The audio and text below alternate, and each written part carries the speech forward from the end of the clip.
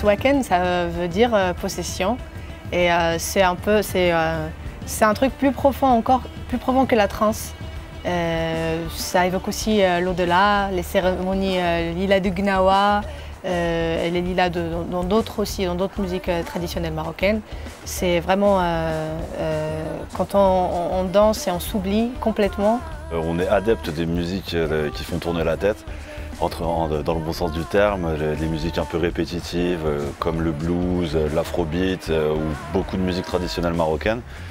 Et du coup, voilà, on voulait créer un peu notre trance à nous. Le point de départ du groupe, c'était de faire du rock avec ces instruments, qui pour nous, c'était complètement logique en fait de faire ça.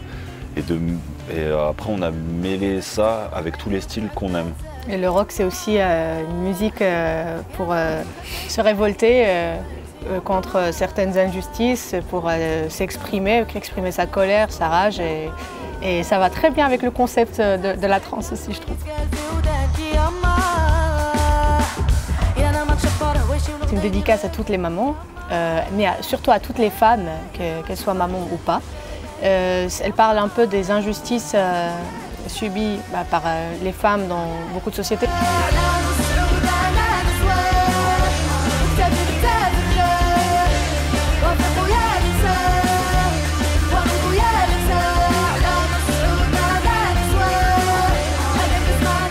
Par exemple au Maroc, qui a cette injustice par exemple, un exemple simple qui est l'héritage, que dans certains cas la femme elle hérite la moitié d'un homme. Et voilà, ça peut vraiment causer beaucoup de problèmes et mettre des gens, les mettre dans la rue, et des enfants qui se retrouvent sans aucun moyen financier, des mamans célibataires qui n'ont pas de boulot, qui sont femmes au foyer, qui se retrouvent sans rien. Et je trouve voilà, qu'il faut se battre contre cette injustice. Mais il n'y a pas que au Maroc qu'on voit ça. Malheureusement, en France aussi, il y a des féminicides, il y en a beaucoup.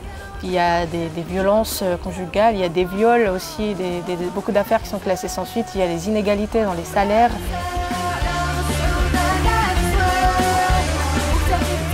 Quand on a commencé, moi je jouais le gambri traditionnel, Yousra elle jouait l'aouisha traditionnel. Du coup c'est une espèce de cuve en bois avec une peau de cou de chameau, des cordes en boyau. Ça sonne super bien, c'est issu de la tradition Gnawa. Très vite, on y a voulu y mettre des effets, etc. Puis on s'est rendu compte que sur des grosses scènes, ça pouvait l'arsener, c'était pas fiable à 100%. Du coup, on s'est dit, bon, on va faire comme pour la guitare électrique, on va essayer de faire cet instrument en solid body. Du coup, et en faisant ça, ça nous a offert la possibilité de mettre tous les effets, tout le panel de son que peut avoir une guitare électrique ou une basse électrique. J'ai commencé avec la guitare comme instrument. Après, au Maroc, quand on fait de la musique, quand c'est un cursus académique, il n'y a aucun problème. Au contraire, beaucoup de femmes en font, mais à l'école, au conservatoire.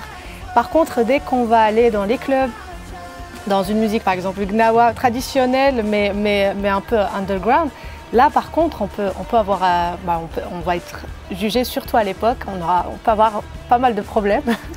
Du coup, c'est plus, en fait, déjà, je me suis réconciliée avec ma culture, parce qu'à un moment donné, je faisais que des reprises de chansons étrangères. Et je n'étais pas contente de la place que j'avais en tant que femme dans ma société. Donc, pour passer au-dessus de ça, il a fallu que je me réconcilie avec ma culture.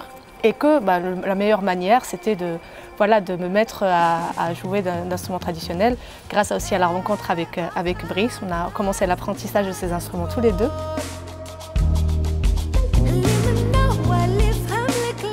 Imazirn, ça veut dire une personne native amazir. Amazir, qui veut dire homme ou femme libre.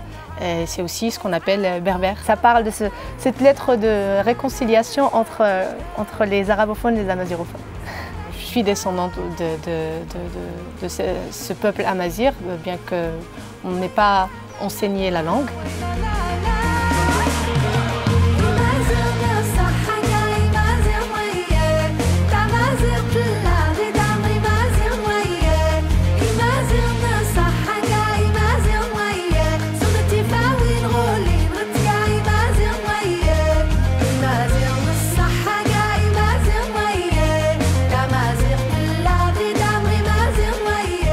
aller vers ce qui nous rassemble, vers nos points communs, qu'on soit amazigh, arabe ou d'où qu'on soit.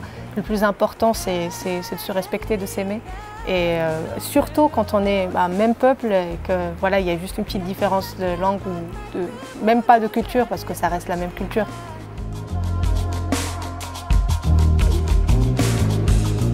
Et la musique, ça a été une sorte de thérapie qui m'a beaucoup aidée parce qu'en étant petite, dans une société conservatrice, il fallait pas parler fort, il fallait pas rire fort, il fallait s'asseoir d'une certaine manière. Donc il y avait beaucoup de contraintes en étant femme et on se demandait, on voyait les hommes avoir beaucoup plus de liberté dans notre entourage et à chaque fois qu'on se demandait pourquoi, c'est un homme. Et du coup, je n'ai jamais compris. Du coup, j'ai développé une sorte de manque de confiance en moi. Et j'arrivais pas à m'exprimer. Et grâce à la musique, au contact avec les gens, aussi au fait de faire ce que beaucoup de gens n'ont pas voulu que je fasse, et c'est une sorte de défi, ça a créé une force. Cette bienveillance des gens qui soutiennent, ça reste, c'est une perle que je vais porter toujours. Je les remercie, tous ceux qui ont cru en moi, ma mère et toutes les personnes Brice, et qui m'ont aidé à retrouver cette gaieté, cette joie et ne pas me soucier des préjugés. Le fait de chanter ou de jouer d'un instrument devant un public, c'est déjà une sorte de remède. On reçoit beaucoup d'amour.